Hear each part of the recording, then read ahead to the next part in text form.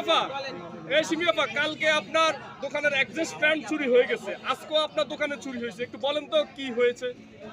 কালকে খবর পাইলাম যে অ্যাডজাস্ট ফ্যানটা চুরি হয়েছে। আমি আসছিলাম অসুস্থ শরীর নিয়ে, এসে দেখি যে হ্যাঁ, তখন আর এত কিছু খেয়াল করি নাই যে হচ্ছে কি হলো না হলো। পরে আজকে এসে আমি হাঁসের মাংস ঢালবো কড়াই খুঁজতেছি, দেখি কড়াই নাই, মানে কড়াই নাই, সাথে খুন্তিটাও নাই, ঢাকনাটাও নাই, পুরো সেটটাই নাই, আপনার দোকান চুরি হয়ে গেছে। চুরি হয়ে গেছে। এখন এটার কি ব্যবস্থা তারপরে নেবেন? ওখানকার একটা বড় বাল্ব ছিল, সেটাও নেই। এটার কি ব্যবস্থা নেবেন? এটার ব্যবস্থা নিব, থানায় অলরেডি জানানো হয়েছে, আরিফ ভাই জানায়, মানে সব জানাইছি আমরা।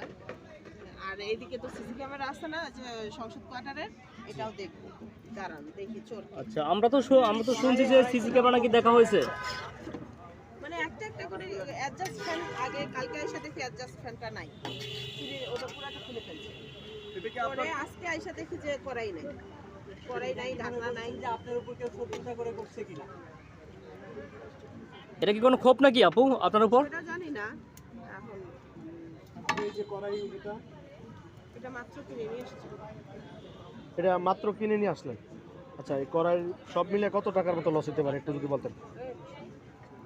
সামনে যান কারে ভাই। সব মিলাই তো লস হইলো না, এটাই তো হচ্ছে 3,000 টাকার মতো বললো। 5,000 টাকা অ্যাডজাস্ট, মানে অ্যাডজাস্টমেন্ট সব নিয়ে 5,000 টাকা। সব মিলাই 4,000 4,500 টাকা কমপ্লিট। এখন এটা থানায় অলরেডি জিডি করছেন না মামলা টামলা?